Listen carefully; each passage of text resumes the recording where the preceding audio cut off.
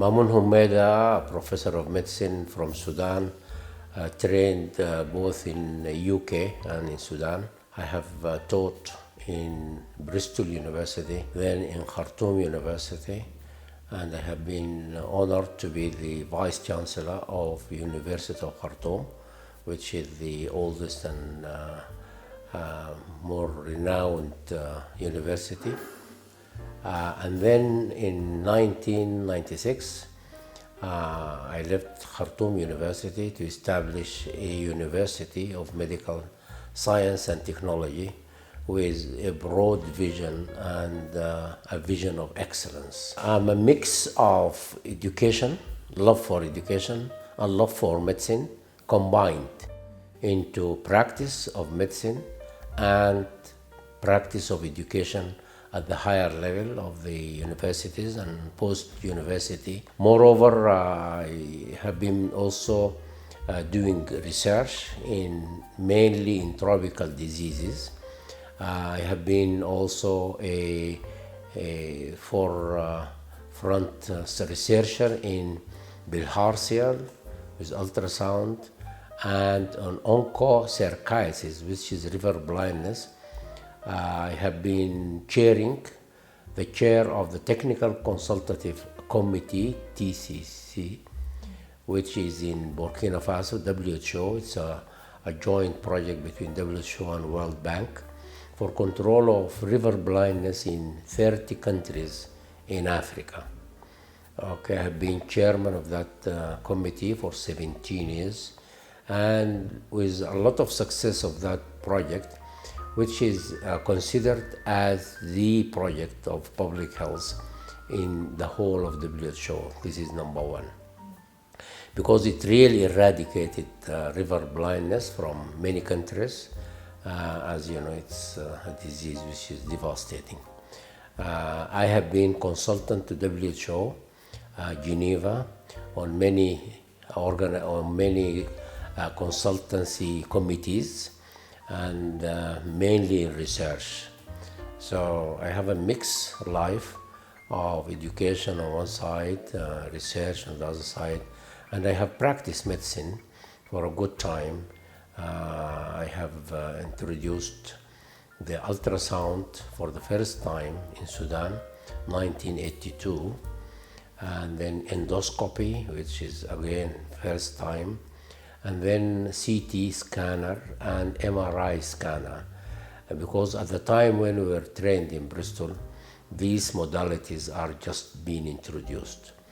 And if you are in medicine enough, you have difficulties in certain areas, and you know what solve the difficulties, but with development of physics and mathematics, when the CT was introduced, it was a cry.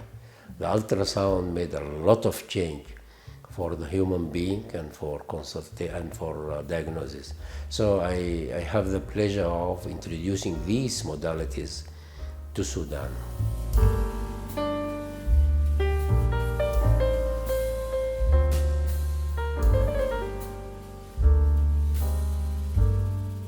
I think I have a soft spot for Africa, and I know what should be done in Africa, not on the political scenery, but on development of education and medicine. What we are doing now in most of the African countries is something which sometimes is a vertical development, which may take time. You know, it appears very glamorous, glorious. It does some work, but it's not sustainable, because most of what we do is either imported from the West or run by the West. Up to now, we have no independence on technology. We are very much independent on the technology of the West. So if the West is okay with the country, then the equipments will come. If it is not, then you get deprived even from the most essential for human being equipments. And this is what happened to Sudan. Sudan has been embargoed by America, so it was deprived of any technology of any sort, not even that, but even drugs. Very vital, life-saving drugs has been banned from Sudan. So what I'm saying is Africa should do its own work.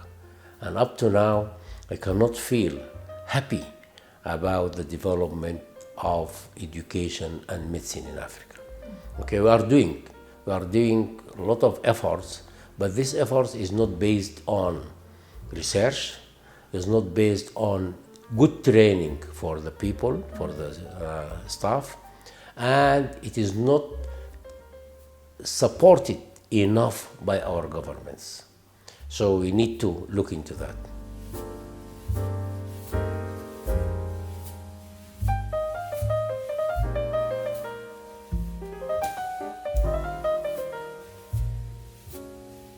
Okay, well, our university, UMST in Sudan, has gone 27 years of its age and has wide connections all over Africa and very good links with the West, okay? Because if we want to develop, we should start from where they ended, okay? We should not start from where they started. So we are taking the technology, adapting it to our country, and then going forward. And with the research, I mean now African are researching on tropical disease, which is our problem, better than anyone in the West. Okay, as far as development is concerned, it has to be based on education. Malaysia, I mean Muhammad, the previous president, Dr. Mahathir Mohamad, has based on the development of Malaysia on education. That's his number one. Okay, so everybody was educated, trained, and picked up. This is why they now have their own inventions. Okay, in Africa, I think after colonization or the colonization, the education is very young in Africa.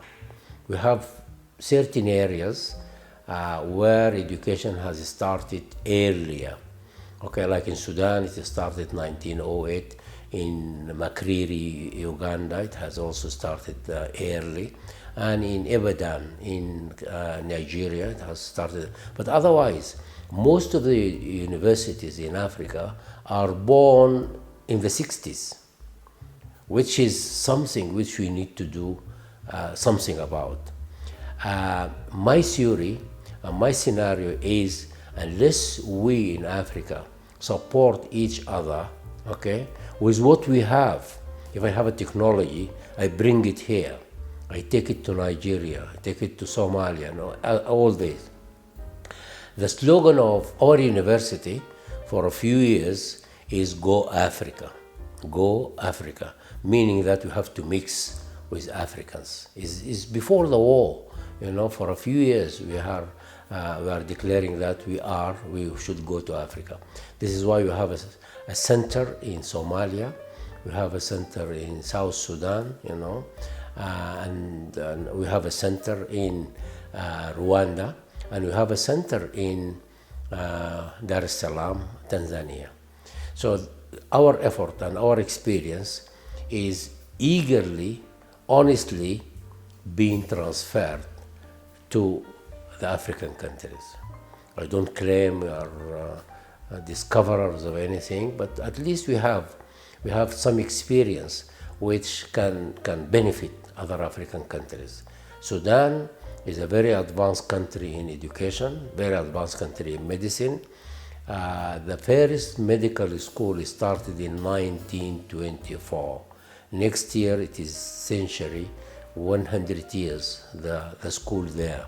So, and we have about 45 faculty of medicine in the capital, in Khartoum. So we have experience, and we have exporting this experience to the Arab countries, but now we would like to emphasize that we are Africans, especially after this war. We found only the Africans who embraced us. Okay, so I mean, the war is an eye-opener for us. So we love Africa. I have been in Africa for 17 years doing various jobs. I have done workshops for training of African young scientists. I have supervised Africans to do master degrees and PhD, not only from Sudan, but from Nigeria, from Cameroon, and all the rest. So let us go together. Let us go together. I mean, if you want to go fast, you go alone, but you stop. We need to go far, and if we want to go far, we go together.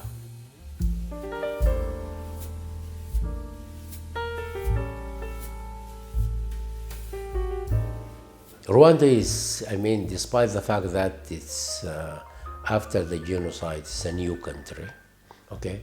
Nevertheless, the leap in development has been substantial. This means that this country is open to development, open to education, okay? We needed a country whereby we get the students trained in the best way. That is number one. The Rwanda has a very good name in the whole world. I mean, even the Archbishop of Canterbury, on commenting on something, of the refugees coming here, he said, we love Rwanda. He was not in favor of the decision of the government, but he said, we, despite the fact that we love Rwanda. So Rwanda has a good name, okay? I have been to Rwanda so many times, even in the 90s.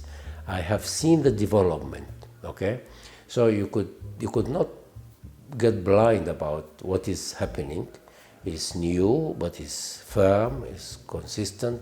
There is law and order, there is governance, there is justice, okay? And we came here actually 3 years before the war to development. This center, which is now running smoothly and very good, advanced center, is our will and wish to come to Africa. So these are the reasons where we are in Rwanda, and knowing the type of people I have met before in Rwanda, I thought I will get a good reception. There are some students who are in humanities, like business administration, economics, and the rest of it, are being taught online. I'm trying to explore other countries, or this country, if it's not saturated, to teach the other students. But 90% of the students are losing their future, unfortunately. I mean, our university is unique because we have international links, we have African links. This is why we give our students an opportunity to flourish and finish their education. But the story is sad, very sad.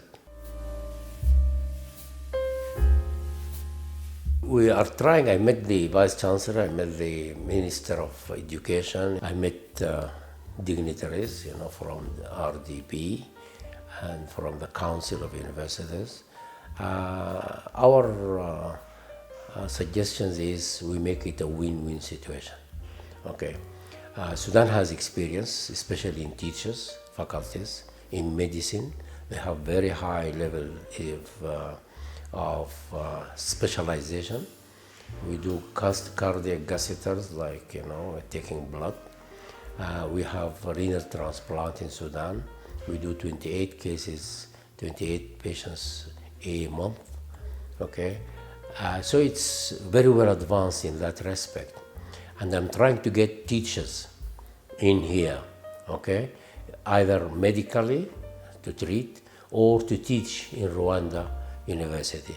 I already had one now with me who is in physiology, because the Vice Chancellor told me when I saw him last month that they have some deficiencies in basic sciences. So I'm getting all our staff from there to come and initiate, links between the two countries. Once this go on, then I think it will continue, because we've been received when we needed them.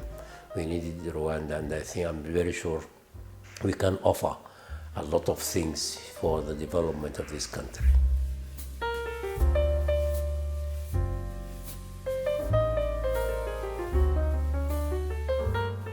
We as a university has already invested in this center. This center cost $5 million, and we didn't have any penny from a bank in Kigali. Okay, so it's all money which was siphoned into this country.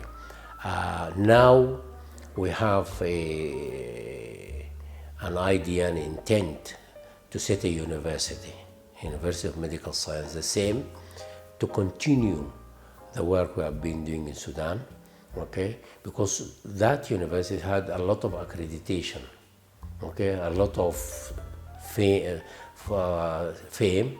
a lot of recognition by outside world. So if we transfer that university to here, then we can train Rwandese, and we can offer a lot of postgraduate studies which are not now established in this country, and we can propagate and promote other specialties. So that is our vision. Our vision is not to stay, dependent on the charity of the country, but we can offer similar things. As I said earlier, it's technology transfer, technology partnership. Well, I would like, on behalf of the Sudanese, to thank the government, and particularly His Excellency the President, Paul Kagame, and all those, the ministers of education, health, the RDB, the Council of Universities, and particularly the media, for really capturing the spirit of our coming here.